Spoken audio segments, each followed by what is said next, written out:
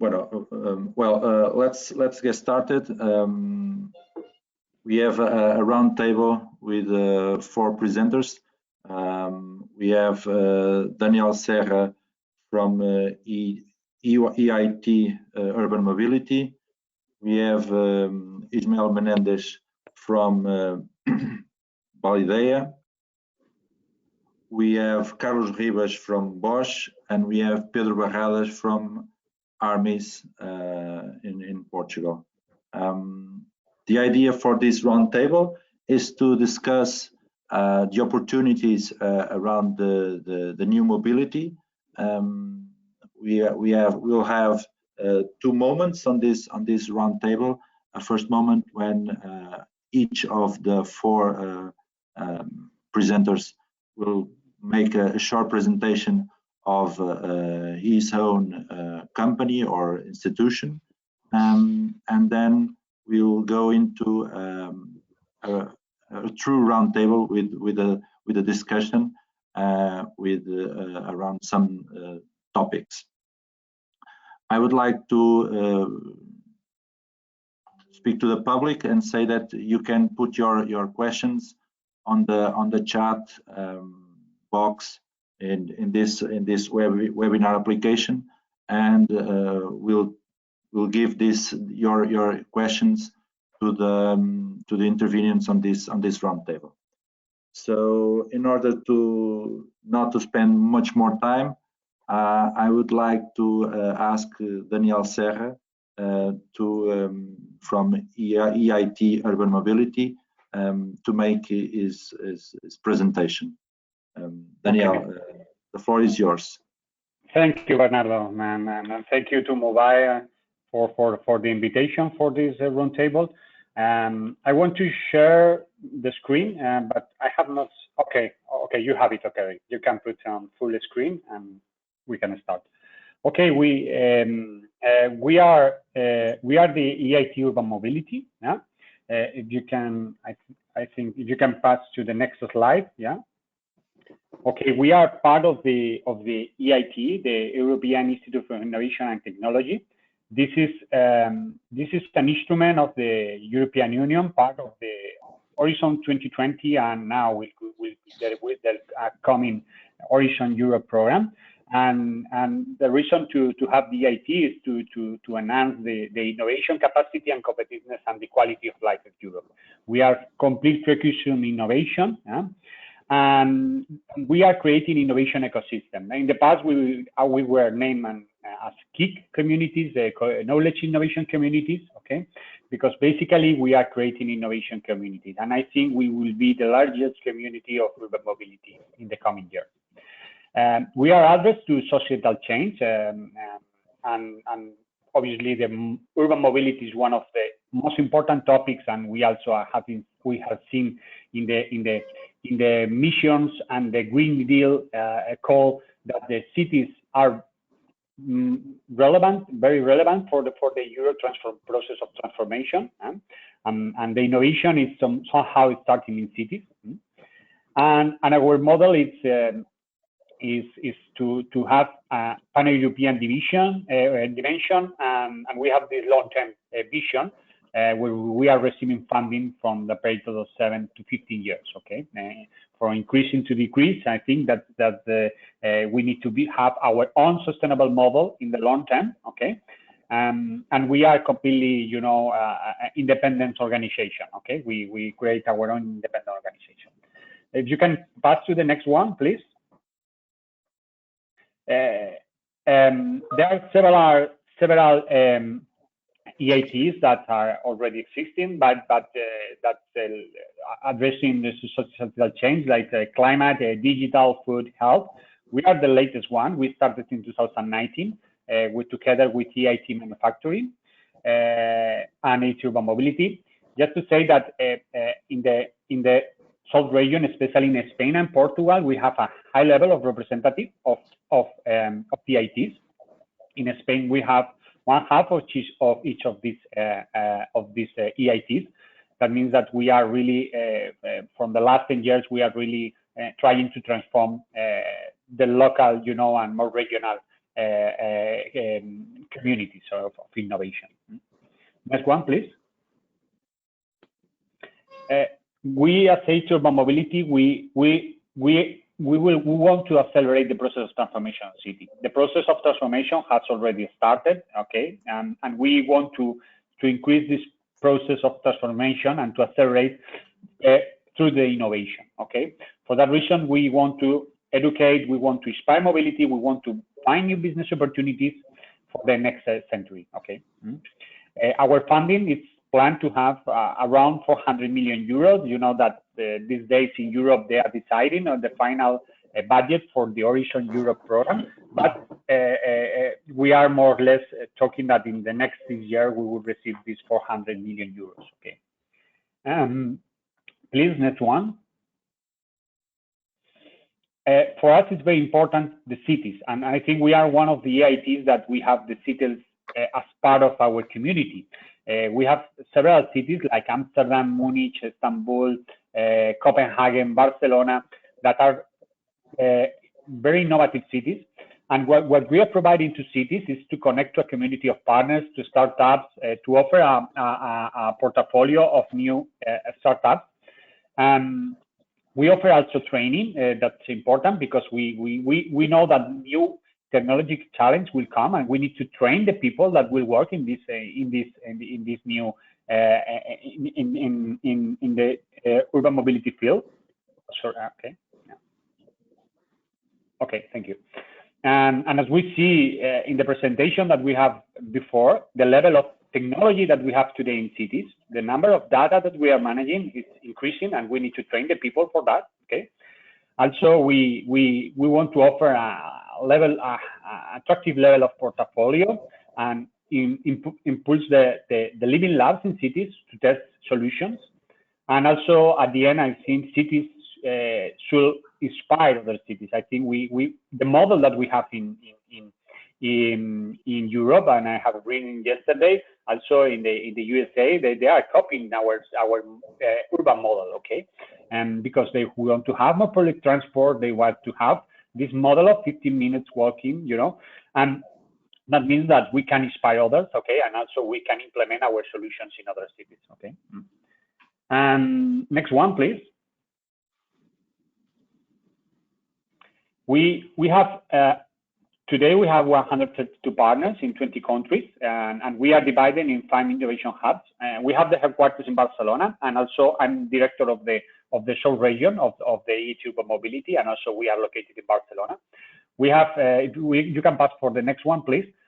We have also implement different risk hubs, and we have one risk hub in Portugal, in Lisbon, coordinated by BMI, okay? And also we have very strong partners like the TAG that I think was mentioned before in the presentation before, and was participating in several of the sessions of these days. And we have the University of Lisbon that is also a very active partner in our project. And our aim is to grow the activities in this region, okay, between Portugal and the north part of Spain, you know. If you can pass for the next one, please. The activities that we are doing, we want to transform the urban mobility from different perspectives, but integrating all of them. We are pushing for new business creation opportunities. We have in the middle the city club, that is this club of cities that help us to define challenge. I will mention later the challenge. We have the academy, the training. We have master schools. We have doctorate training schools. We have the innovation, that innovation project that we are running, and we are dedicating a big part of our funding. And we have the factory, that is the way that we escalate solutions. We want to speed up the process of escalation of solutions. Okay. Next one, please. We are working nowadays with city challenge or challenge areas coming from about 200 to 150 challenges provided by cities. And we have concentration in 7 areas: active mobility, sustainable city logistics, growth realm, mobility infrastructure, future mobility, mobility for all, mobility and energy. This is where we start off of our activities. Our project starts based on this area challenge. Also, the activities are looking for startups. If you can pass for the next one, please. And this is how we are supporting startups. We have started with several programs. The first one is for early stage startups. We have an accelerator program where also the CETAC is part of this consortium that is leading this accelerator program. This is for the south of Europe. We have one accelerator program in each region. We give 50 equity-free funding for the startup. We support them for 6 months, also with focus of implementing solutions in cities. And this year we will have 5 startups, and last week we closed the process to find another 5 startups that we are now selecting for the next 6 months. We also have some programs for more mature startups that is go global and scale up. And for example, one of the things that we are doing is we are giving 50K to startups to test solutions in cities, agree with the city. That means that we match cities and startups for implementing solutions. And we have the finance to move, and we invest in startups, okay? We need to find our sustainable model. We want to be investors in startups, and this year we will end the year with 13 startups that we invested, okay? And next one, I think is, we have only 2 more. And finally, I want to invite you that we have a very important event. This is our yearly flagship event that will take place between the 9th and to the 11th of December, when we want to have the high-level representative for urban mobility in Europe, from the different, from city for industry, from academy. We also will showcase what we have been doing. We have been implementing very successful projects during the COVID, just to try to recover for the COVID situation on the confidence of public transport, of how to implement the use of sharing services during the COVID situation.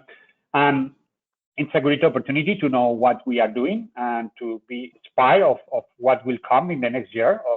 And I think you will be invited. You can go to our website and register. It's free, okay? You can participate. It will be online. It's a pity because this is the situation that we have today with COVID. I will be so happy to see you, all of you, in this summit. And I think that's all from my side. Thank you very much, Daniel. I would, in order to save some time, I would pass right away to Ismael Menéndez, and then we left the questions to the end of this for short presentations. Ismael Menéndez is Traffic on Cloud Product Manager.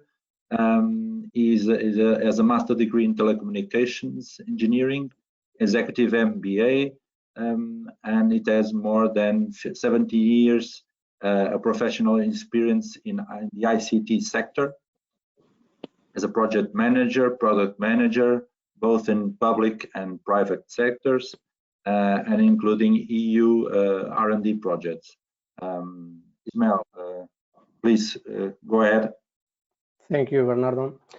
I am trying to share my screen. Can you see my screen? Sorry. Ismael, disculpa, cargamos tu presentación desde la plataforma. Sí. Y nos vas diciendo que vamos pasando las diapositivas. Okay, but in that case, you will not be able to see some videos. It's impossible to give me the opportunity to share the screen. Okay, so I'll share I'll pass you the control of the screen. Now you have a message in your own device for sharing the screen. I think you are now. I think you can now see my screen, my presentation. Sorry, I can't hear you. Do you see my presentation? Yes, I think so. Let me. Okay. So let's start. Thank you to the project MoBAE, and thank you to the University of Vigo for this opportunity to show our to present our company and to present our project Traffic on Cloud, our solution Traffic on Cloud. which is a smart solution to support urban mobility management and evidence-based decision-making.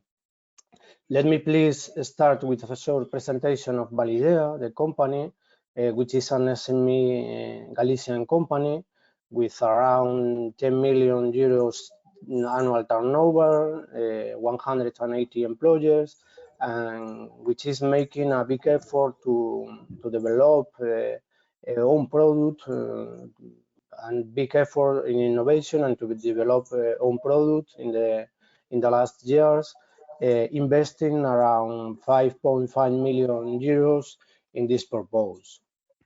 The headquarters of Balidea are in Santiago de Compostela, here in Galicia, and we also have offices in the largest cities of Galicia, Coruña, Vigo, Lugo, and Orense, and also in Bilbao and Barcelona in Spain, in Copenhagen in Denmark, and we are developing projects all around the world, mainly in Galicia and Spain, but also in Copenhagen, in Geneva, in Paris, in Buenos Aires, all around the world, although our main business is here in Galicia and in Spain. We have, as a result, we have customers all around the world, with main actors in Spain and also internationally. We have five main business lines: software development, system and application integration, which is for sure the best well-known business line of Balidea as a common software factory, but we have also a very important busined line in terms of turnover, like infrastructures and systems.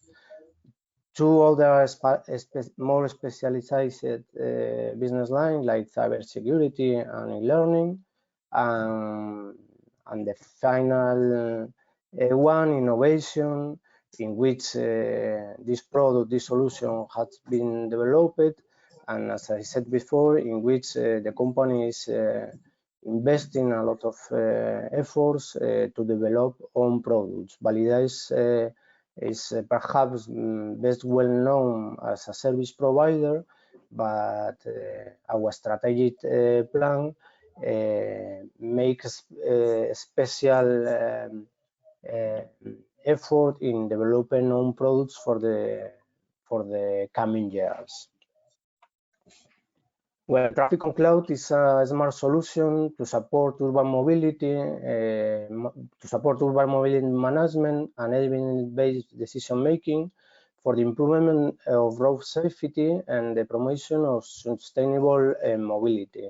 It is based on artificial intelligence and deep learning algorithms and computer vision techniques, and to analyze video and images that we capture about an IP camera and an edge, and we process in edge computing devices that are installed on site in situations where we would like to analyze information.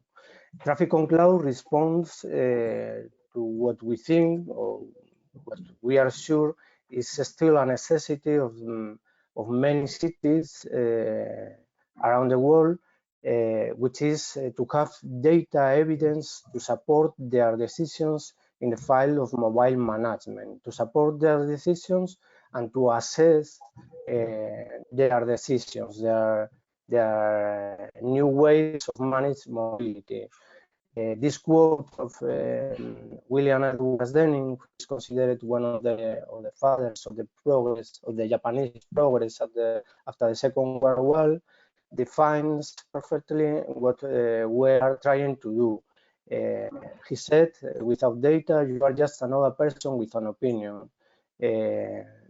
This is what we try to respond. We try to provide data and evidence to the mobility managers to, as I said, to support their decisions and to prove, to assess their decisions and their new plans. The key functionalities of traffic on cloud, the core functionalities, are its dynamic and contextualized analysis of the mobile assets involved in the urban mobility. It's dynamic because the mobility managers can configure in real time any analysis they need to perform.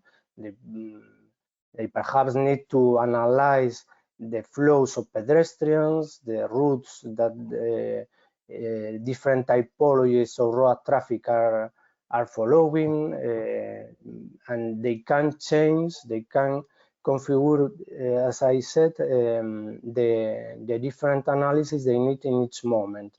And it's contextualized because we put in context the data of the traffic with other relevant information to analyze it. For example, the climate information.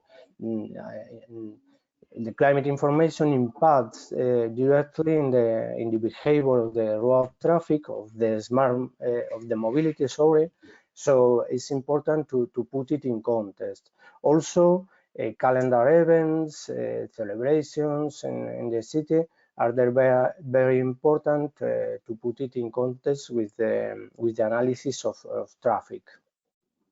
It provides real-time recommendation and warnings to facilitate evidence-based decision-making, as I said before, and it provides identification, counting, and classification of the mobilized assets involved in the urban mobility. We can see an example on this video. This video, we are classifying, counting and classifying every mobile asset. In this case, only the road traffic. We are not considering pedestrians in this video, but we are classifying and counting all the mobile assets that appears in this scenario. We can see if there is a car, if there is a truck, if there is a bus, there's a motorcycle, etc. Ismael, I will ask you to accelerate your presentation in order to have more time to the other presenters, please. Okay. As a result of this kind of analysis, we can provide reports like this. In this histogram, we can see for every interval of, for every period of time, how many assets of each typology we have detected. For example, 76 cars, 4 trucks. So this information is very important, very interesting for mobility managers in order to understand the behavior of the mobility.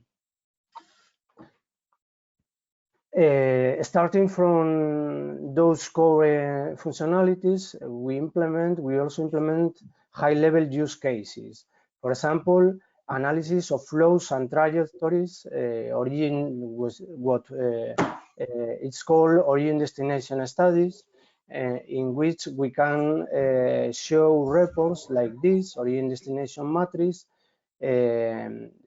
where for each entrance, every road traffic is classified, and we can see how it's distributed through the different exits. In this case, in entrance 2, we have 5 tracks, sorry, that are distributed in this way: 1 for exit 2, 3 for exit 1, 1 for exit 2, exit 3, sorry. So it's also information very interesting for mobility managers. We have also access control, detection of dangerous and unauthorized and not allowed vehicles in a control area.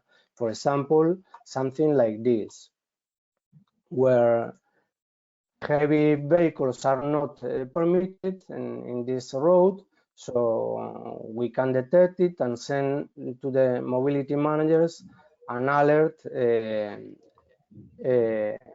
informing about this situation.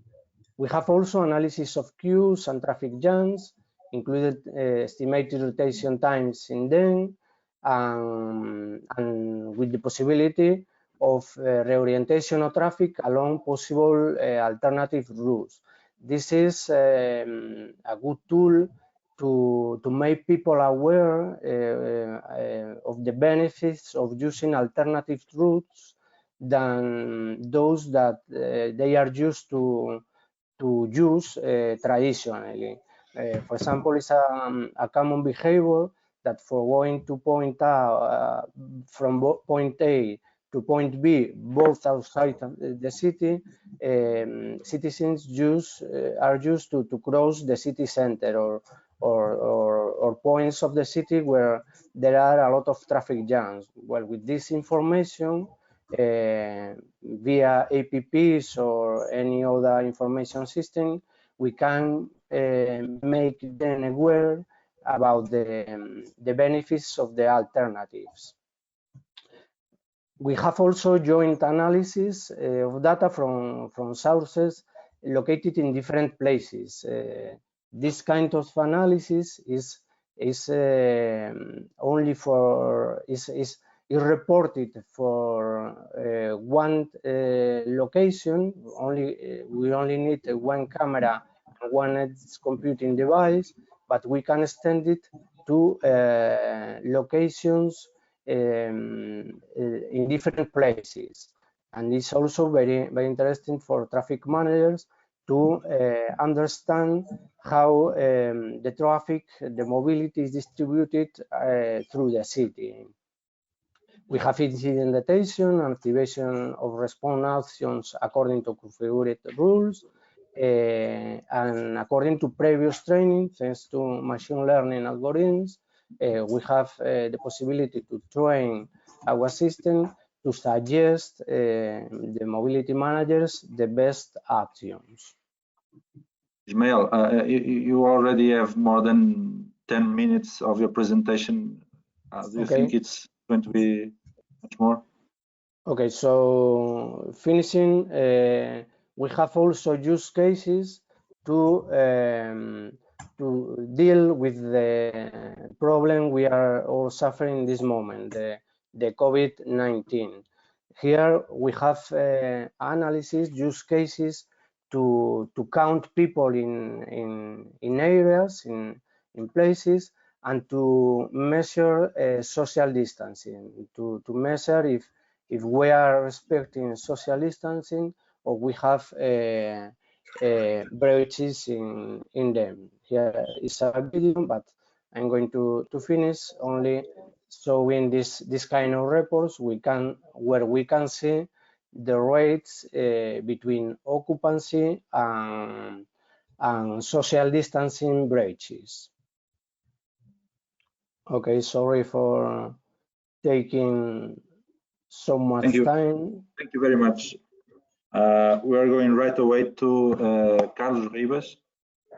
Carlos Ribas, it's the representative of Bosch, and since 2015, it's the general manager of Bosch Car Multimedia and in Braga, Portugal. He's an electronic engineer with several studies in management and leadership in several universities around the world. He started his career in the automotive industry and entered in Bosch in 2003, where he worked in several Bosch plants around the world. Carlos, go ahead with your presentation, please. Okay, thank you very much. Good morning to all of you. Good morning to the audience, and I'd like to start saying thank you to the invitation. I'm pretty glad to be here to share our experience and what we are doing in Bosch, mainly in Bosch Braga, in this domain of mobility. So can you share my presentation, please?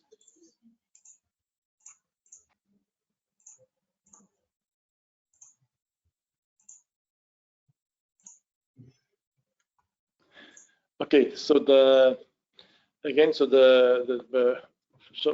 Bosch is not a normal company, so it's a bit different from the standard company. So we are not quoting the stock market. So the group Bosch belongs mainly to the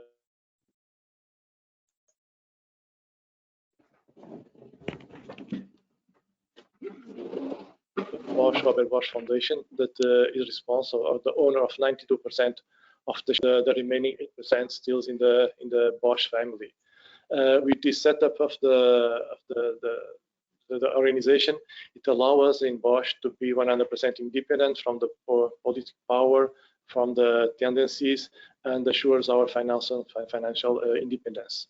This is something that in Bosch is really important, that we are not linked and committed with anything. We can free up our ideas, our creativity, and bring to the market the ideas that we understand as the best ones. Next slide, please. Okay, in Bosch, just a very quick overview about Bosch in the world. So 440 subsidiaries worldwide, around 400,000 workers worldwide, thereof around about 6,000 in Portugal. Regarding, so Bosch's innovation is development. We have R&D, very strong R&D centers worldwide, 125 at all, thereof 3 in Portugal. And here in Braga plant, we are inventing, we are developing, producing devices, multimedia, infotainment, entertainment systems, safety systems based on passive and active sensors, among other devices. So in the last years, Braga plant increasingly investing in innovation, developing several innovative products and processes, establishing several centers of competence here in the compound in Braga. So we have 4 different locations doing development, as well. There's something that we are pretty proud, and we are an example in Portugal. It is our cooperation with the University of Minho that starts already more than 10 years ago. We have a close link, and we are developing very nice solutions together. I dare to say that the majority of you drives a car equipped with at least one Bosch device made in Braga. You just don't know. Okay, next please. So also in in Bosch, it's okay. The previous one, please. One step back, please. Yes, because also very important for us in Bosch as a foundation, it's the environment. And Bosch has been in a worldwide known multinational. So we believe that we are the first in the world being CO2 neutral from this year onwards. So this year, all the activity of Bosch in the world will be neutral for the environment. And this is something that we are investing a lot of money in several renewable and green source of energy that we are again proud being a foundation. I think we have to provide examples, and we are doing that. So next, please. I know that I have to speed up a bit, but sorry. Okay, so this is our compound here in Braga. So we started in 1990. In the end of 2019, the total associates here in Braga was almost 4,000. We produce automotive electronics for chassis control from several divisions in Bosch. And last year, our sales achieved 1.36 billion euros only here in Braga. Next, please. Can you? Okay, so in that slide, you can see the one step back, sorry. Okay, so then you can see the majority of the devices that we can we produce in our plant. So then you can see the Bosch. You know that in Bosch is actively shaping the change. Before please. The previous one. One step back, please. Okay, so this is one more. So it was the car. If you can see the car, it will be good. So that Bosch is actively shaping the change in software and electronics engineering. The move towards more sophisticated electronics and software increasing rapidly, and the electrical and the electronic architecture became more and more complex. with more components and systems, more control units, more operating systems, and more data transmission protocols. Development in speed is also increasing, and our customers are requesting us to be faster and faster in developing the new technologies. And this combination of electrified automated driving with the personalized and connected services is causing an increasing of demand of automotive software and electronics. Software today is something that in automotive is increasing in the way that is almost unbelievable. So knowing that, for example, the telescope Hubble has around about 50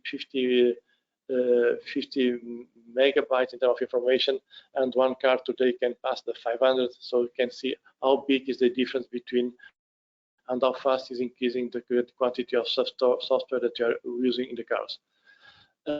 And this is a passion in Bosch that we challenge and we face this challenge. Next slide, please.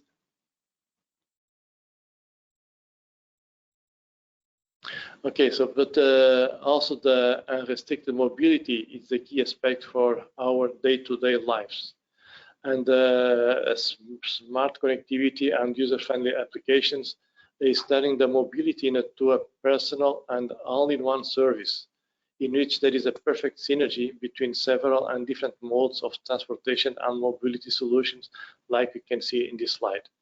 Next, please.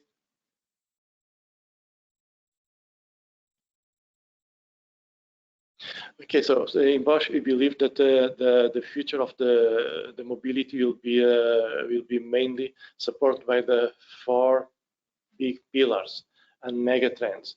That means is the era of self-determination and digital freedom, given a new desire of mobility, and this new mobility is built based on 4 main pillars that are essential for the future of the traveling that will happen in the future. It will be personalized, the mobility will be personalized, the mobility will be automated, it will be connected, and electrified. But electrified, this one can have several differences, because in combination with the new innovative powertrain systems that can be electric with batteries, can be electric with the fuel cells, can be hybrids with a combination between the combustion engine and electrical batteries, can be with synthetic fuels, and we believe also in Bosch that the new generation of combustion engines, even with the fossil combustible, will be emissions free. So we are close to achieve it, and we believe in the next years it will be possible. And this is in Bosch, we believe that all those solutions have will have its own field of application in the future. So mobility in the future will be certainly multimodal, not one single solution. Next slide, please.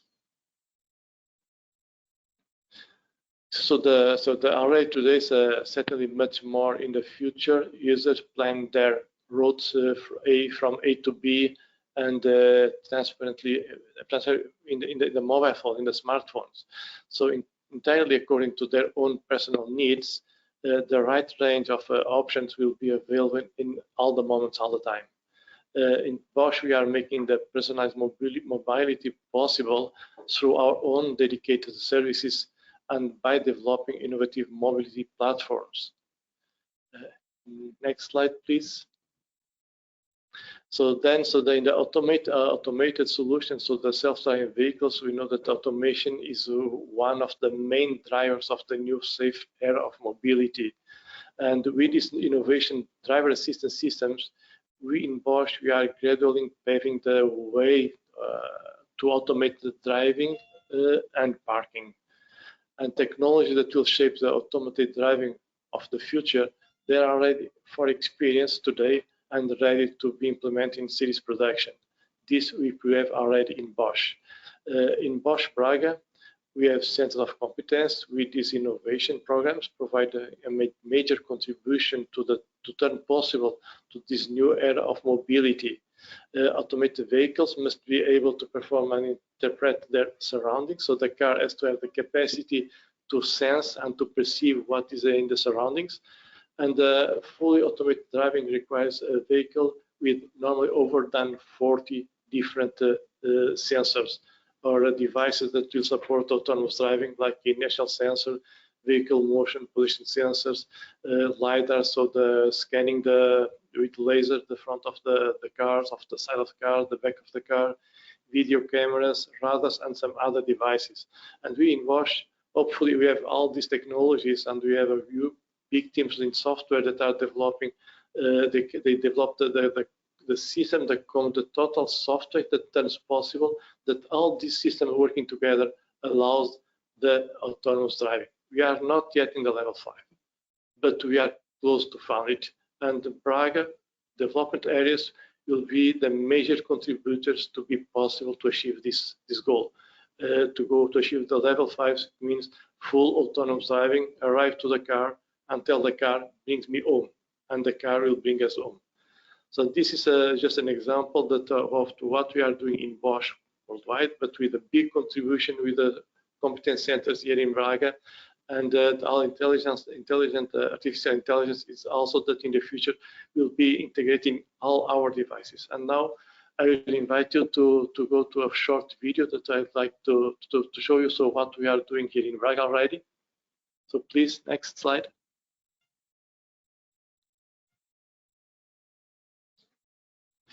And now, yeah. I don't know if you have sound, because the movie has sound.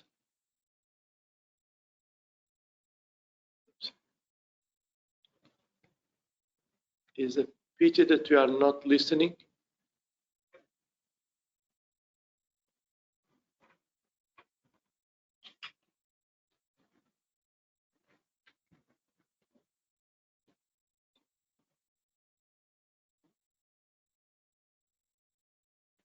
So I don't know why we cannot have the sound of the movie.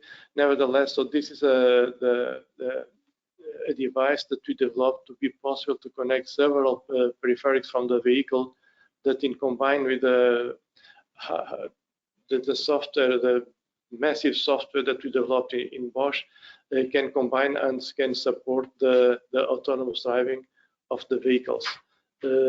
This is possible that we see in the movie. So like in this moment, for example, that we are scanning all the surroundings around the car, around the vehicle, and all this information is converted in data. That this data is converted in vision, and this vision is converted in the way to pass to the devices of safety that we have in the car to drive by itself and in the safest and more convenient way.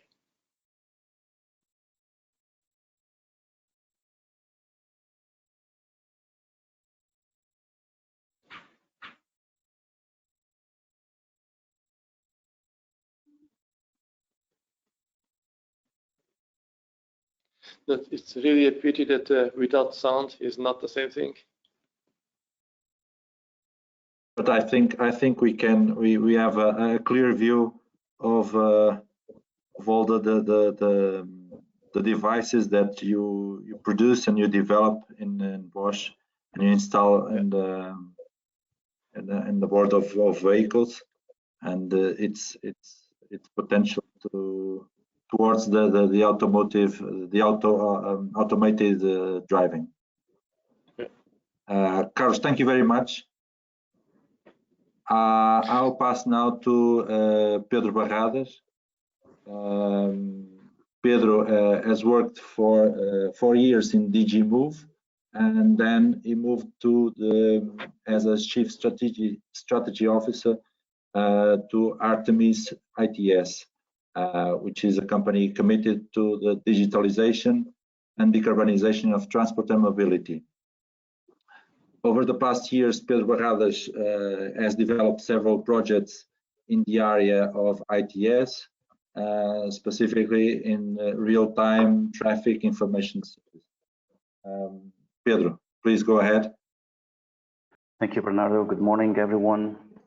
Thank you for the invitation, especially to Lolicampo, and congratulations to MoBAE project for hosting this session. I will try to make good use of my short time for presentation.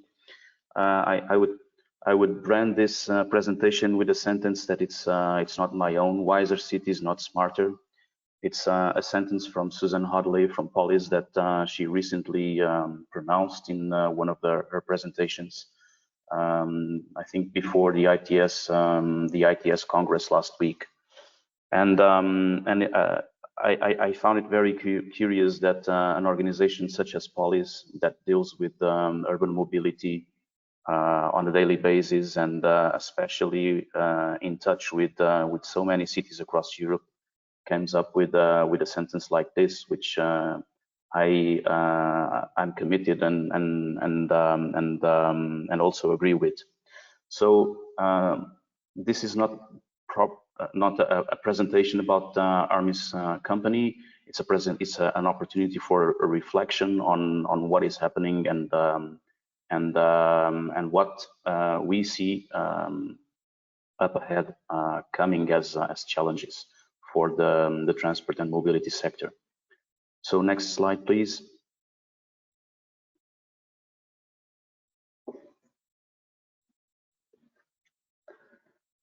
I think most of us agrees that independently of the city and the geography, some of the issues that public authorities and governments, together with partnership of local industries and services, are aiming to address comes down to some commonalities, such as you see here portrayed in this picture. These are 4 imaginary cities, and what I try to present here is the prioritization, governance, or political footprint that each city sees for their development, and it's a one of a kind from city to city. So depending on whether the priorities, the political priorities, come into public transport or parking, that footprint changes, and so does the feeling that you're going to travel from one city to the other, and you kind of experience that personalized, that personality feeling that the city offers you. It's a set of features that make each city in the world unique. But these priorities may change over time. Once you've dealt with, for instance, public transport policies, over the next 4 years, maybe you want to look into managing traffic. So all of this shifting in priorities makes it really, really hard for the business and very hard for the governments to make sure that they understand the problems they are facing well, and that they are better prepared to tackle those issues. And I'll say it very honestly and very straightforward, agreeing with Susan, that we live in a period where the word solutions is really being used very, I would say, senseless, since the complexity of the landscape, the economical and technological pace, and also issues such as COVID, as presented to us, makes very acute changes to the way we perceive mobility, to the way we perceive our priorities, and to the way cities will have to face the next couple of years. And this boils down to the concept of resilience, which is something that needs to be brought down to the discussion. So the next slide, please. So here you have more or less a capture of what I said earlier on. The big areas that we need to that each city needs to address, and also the sector is looking into to come up with approaches to develop processes that through partnerships and long-term planning may help cities and citizens to achieve sustainable greening mobility. All of that, of course, while supporting innovation and developing pilots that will later on be hopefully rolled out into large-scale deployments. So as I said, solution is probably a very simple term to address the complexity of the landscape that we have in front of us. I prefer to present this as a way to start a process that hopefully for cities begins with the strategic urban mobility plans that they are suggested to develop, and based on those, then a set of priorities that will have flexibility over time to be deployed. Based on this, I think cities need also to understand, and we need to understand, that we are shifting from also a traffic flow based model approach into a data flow model approach, which means, and the next slide please, that you see a lot of solutions, good solutions being brought down to you with very innovative and very added value services. Nevertheless, most of the services are unable to communicate with each other. And when it comes to a city is a build-up of different systems. So we have to make sure that we understand also the subtleties between what it means to integrate systems or to be a system integrator or a system orchestrator. For us, it's very clear here in Armis, and for me especially, after working in the Commission for 4 years, this orchestration of systems and this system integration needs to be built up from bottom up with a digital layer. And the Commission is really pushing this very prominently in their regulation throughout the ITS directive and the delegated regulations. And also now, already this month, with presenting the need to federate the national access points to kind of develop this digital data layer for the transport sector to be brought on top of the European landscape. And hopefully we in Armis are prepared to the challenge, to rise to the challenge, because this data layer is mainly supported with a lot of European standards. So whenever we see approaches that lack, for instance, if we're dealing about public transport, and we see absence of references to the standards, the NetX and the Siri, you might want to consider your investments well, as when you're going into traffic management and you see absence of references to DataX2, which are the 4 standards that are named there in the regulation. This might raise some flags for future consideration. The next slide, please. Another thing to be really aware of is that a digital twin doesn't necessarily is going to solve the problems. I mean, what's the point on having a digital version of the mistakes you have on physical world? Digitalization should be brought up as a potential to really transform mobility in the way that we live and in the way that we perceive it.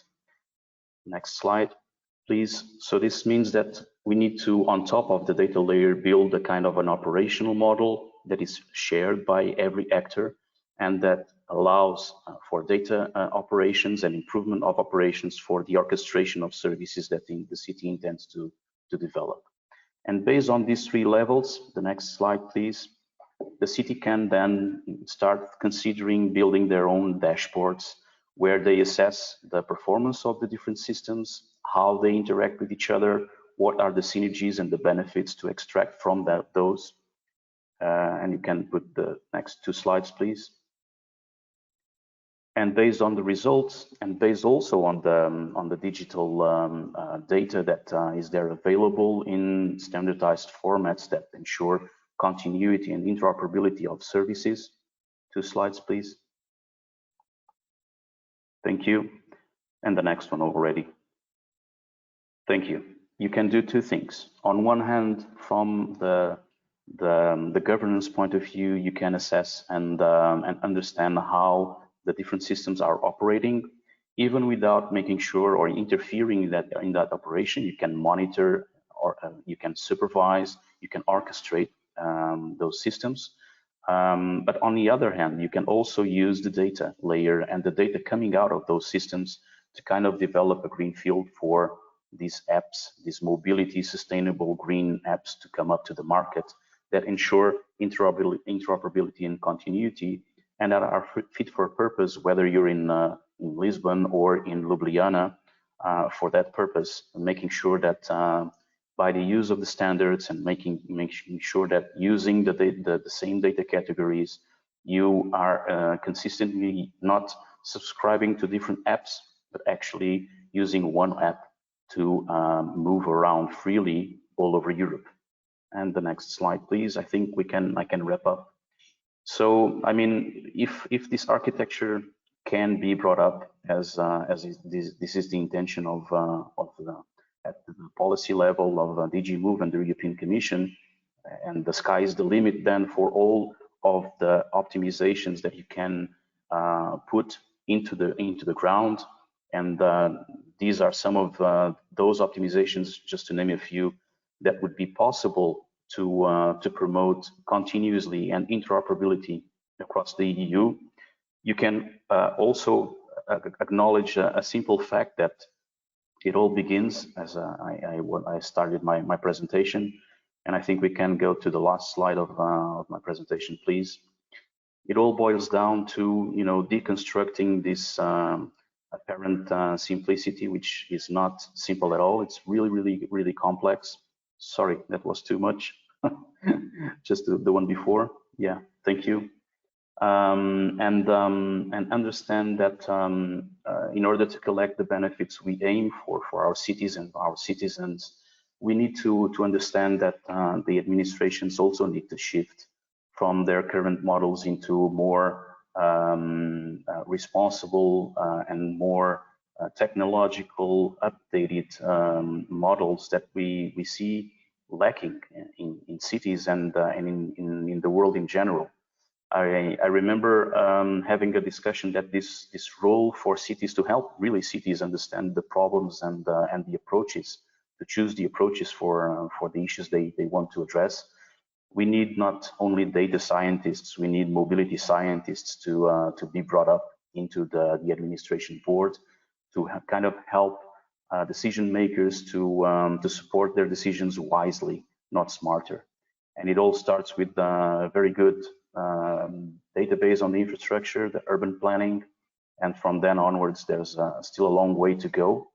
Just wanted to share these thoughts with you, and of course, thank you once again for the opportunity, and I'll be available for questions, obviously, afterwards the presentation. Thank you so much. Thank you very much, Pedro. It was a very good presentation. I open now the floor to some questions. I have already one question, and we, as I told you in the beginning, the chat, it's open for anyone to present any question to this panel. Well, the first question is not a question that leads to some debate, but it was asked. It is purposely directed to Daniel Serra. How to become a core partner of EIT and thus have access to participate in calls. Daniel, could you make some clearance on this? Yeah, we have different level of partnership. The highest level of partnership is the core partner. They are paying a fee, but they have a limited access to the funding, you know. On the other hand, we have the project partners that are the ones that participate in specific projects, and they are capped and funding around 150K. And also we have a network partner category that is in a way to engage with the community and to start to find projects. Okay, and this partnership model is open. I think you can contact me by email, and we can try to talk how you can you know, be part of this community. And the best way to connect is that we will launch the call for proposals. It will be between February and March. Okay. And this is where we open completely. It's an open call, and you can try to find, you know, projects together with some of the partners, because they are the ones that are able to lead the proposal.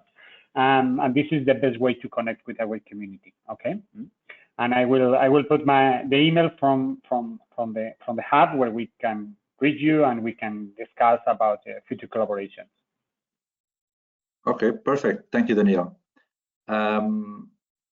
While we are waiting for more questions, I would like to discuss a little bit about the main focus of MoBAE project, which is directed to entrepreneurship in the mobility sector. And I will start with Carlos Ribas. You are a main supplier of one of the biggest suppliers in the world of the automotive. How do you see and how do you interact, if there is any interaction, with these new players on the mobility sector, whether in the IT, whether in sensing or electronics or any other solution? How a big automotive supplier as you interact with these new entrants in the mobility sector? Yeah, thank you for the question. So the Bosch, since many years, it was basically alone in the market with several new products and inventions like ASP, airbags, common rails, diesel pumps, and so on. But since some years, is the fact that the world of the mobility totally changed, and today the strategy is totally different. Today we are in partnerships with different and several different startups, new companies is coming to the market. And also we have a strong and robust partnership with universities, where we are developing devices together with universities and some other centers of competence that turns around the university. And we are taking a big profits out of this cooperation between either the new companies that are coming to the market, the startups that we are sponsoring, and they are the part of them. We are sponsoring them. Some of them, Bosch acquired them after some time when they came to a certain level of maturity. And this ecosystem today, we cannot live alone anymore like in the past. So when Bosch invented the ABS or the ASP, it was the only one in the market using this kind of technologies. Today, the technology is very open. So under the competition, it's very wide and very open, very transparent. And the best way to go faster in developing new products on the way to be cleaner, to be more economic, to be safer, and to be more convenient to the users, Bosch is mainly doing the option to go in partnerships with the other companies or the other entities that together can bring add value to the consumer, to the market. This is today's strategy in Bosch. Okay, that's a good clue. And now I'm going on the same subject. I would like to have the opinion of Pedro Barradas and Ismael Menéndez on this, since there is a huge amount of data around the mobility and mobility management in cities. How do you see this data management in terms of overall city management, since you can start with only traffic management and then go to include everything that you might think. How do you see this overall city data management, especially from the point of view of someone who wants to create or introduce or launch a new service based on new service on mobility based on data? Pedro, do you have any? Yes, of course. Thank you, Bernardo. I think, as I tried to explain in the presentation, independently of the amount of data that there is around, first of all, cities need to understand where they want to begin with. What's their priority? Is it to return to pedestrians and cyclists urban space? Is it to prioritize public transport? Is it to make sure that there are safe crossings for in the intersections in front of schools. They need to make their homework, and of course, what we as a partner can offer in that sense is, first of all, not present already tailor-made solutions, but to help them kind of reflect a bit on their priorities and their governance and policy options. And we do this in the form of consultancy, ITS consultancy, because it's a very demanding and very complex and very fast-paced environment that cities are not ready to cope with. They need assistance, and they need to be well assisted in that sense, because they are putting citizens' money, taxpayer money, into deploying solutions that will have to endure and sustain for quite a bit of time. So this would be a first approach. The second approach would be, of course, to partner with these cities, to pilot some or trial outs or some of the concepts that we know already for sure are proven to be effective. But the most important thing for the city to realize is that they need to take this challenge seriously. They need to establish a kind of a funding strategy for a long period of time, reinforcing the systems, building up the systems, also building up their internal competencies to be able to cope with the complexity of the landscape, and to be able to determine whether a good solution is a good solution for them, although it may be a good solution for other parts of other geographies and other cities, doesn't necessarily mean that it's fit for their purposes. So I think it's a long-term investment and a long-term planning that needs to start with policy options, hopefully coming from their strategic mobility urban plans. Okay, thank you very much. Ismael, do you have also? We are not hearing you.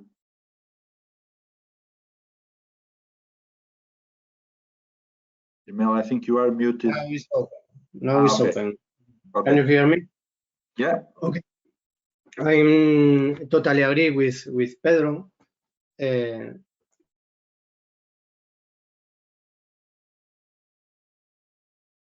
No, we lost you.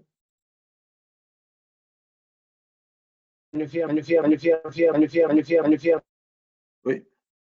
Yeah.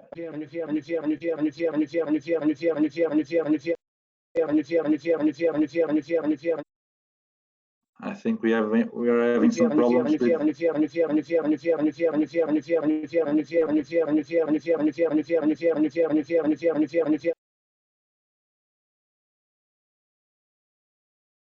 Manuel, could you help with this issue, please? We are trying, but I'm afraid, Ismael, it wouldn't be a problem with your own device, because here the platform gives you access to the microphone.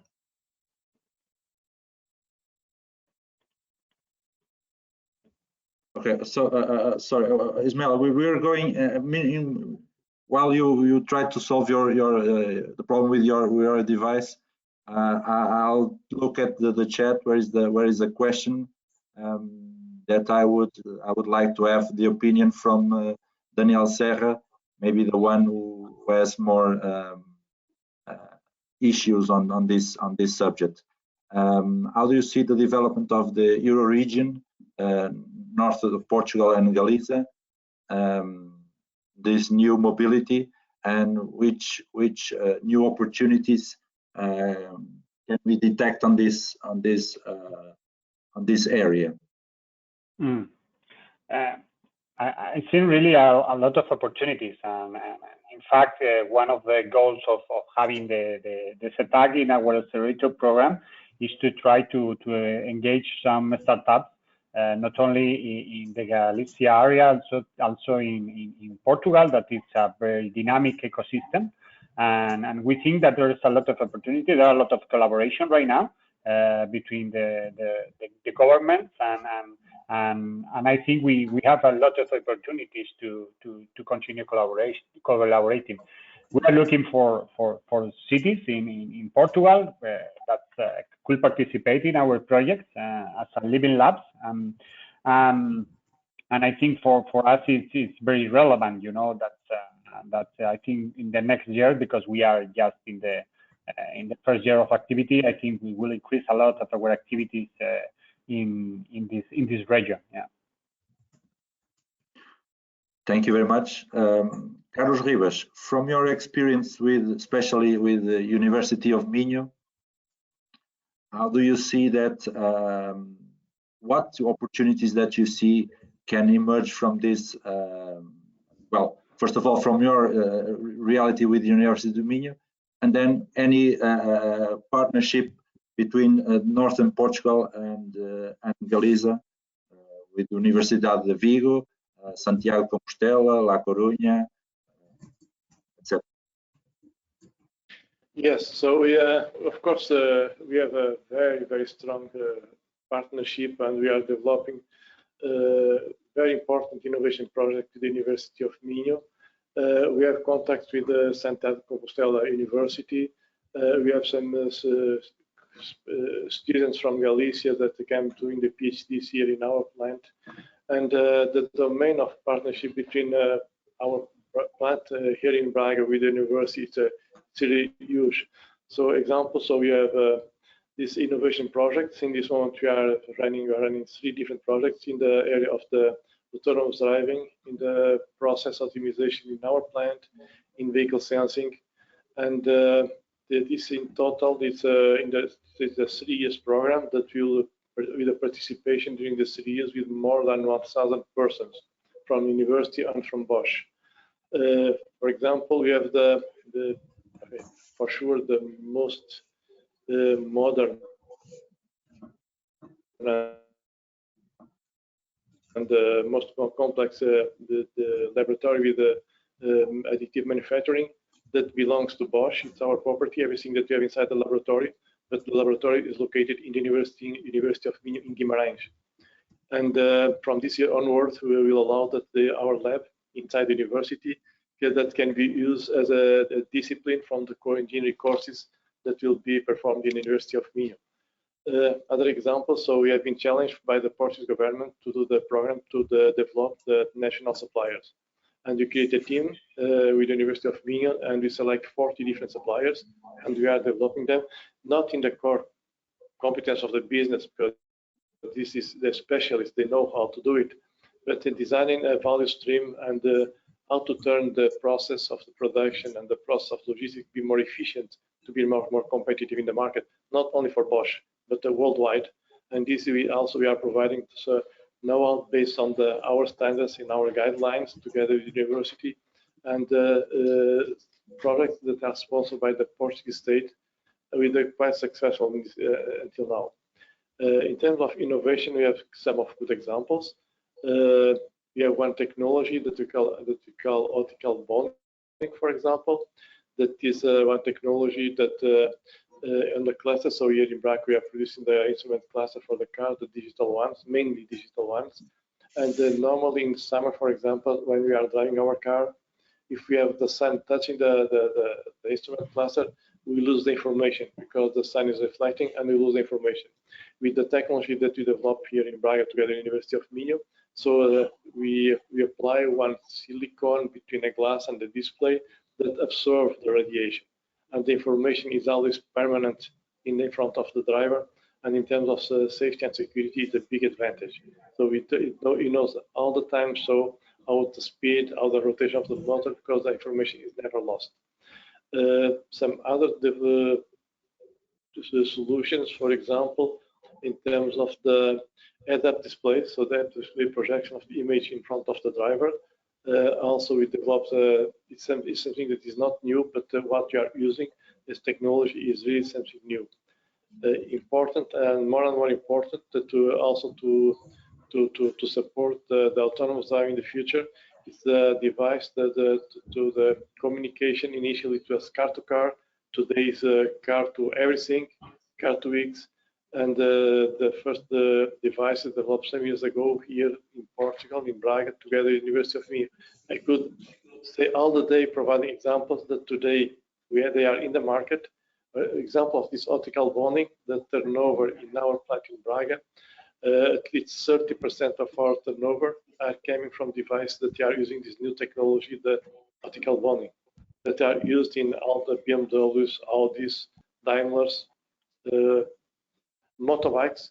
It was a good solution to the motorbikes and the marine solution because the display is during all the day exposed to the sun, and it is our technology. So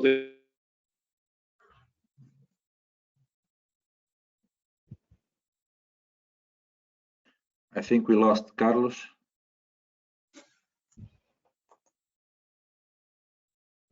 Yeah, Ismael, do you have your device information that was a problem mainly in the riders, the motorbikes. So this information is always present. So sorry. I think we have. Okay. You so have. I could stay all the day here providing examples about the. Carlos, thank you very much. I'll give the word now to Ismael. I think he is now able to. Yeah. Sorry for the technical problems, issues. Would you like me to? Yeah, please answer? Go ahead. Okay, I was totally agree with Pedro regarding the data analysis. From Balidea, we think each city must do their homework, as Pedro said, because its necessity is different. We think that the development of every city has designed, it has inspired different kind of mobilities, and perhaps with different with disconnected efforts from the different stakeholders.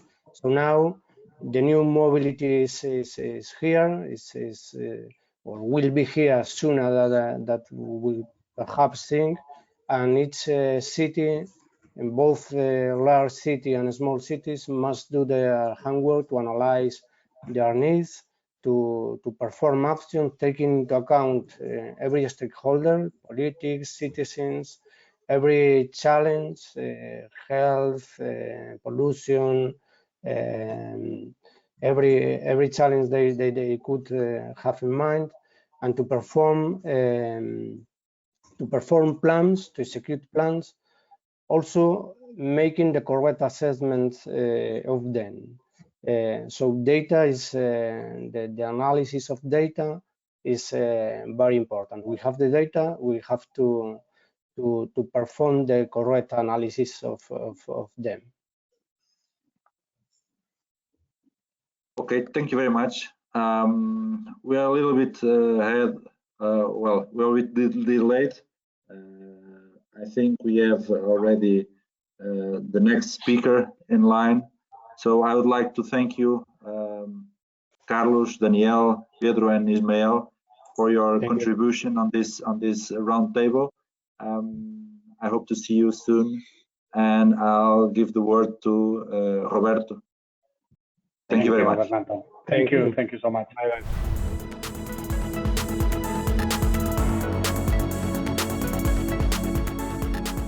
MoBAE, trabajando por el futuro de la movilidad avanzada y extendida.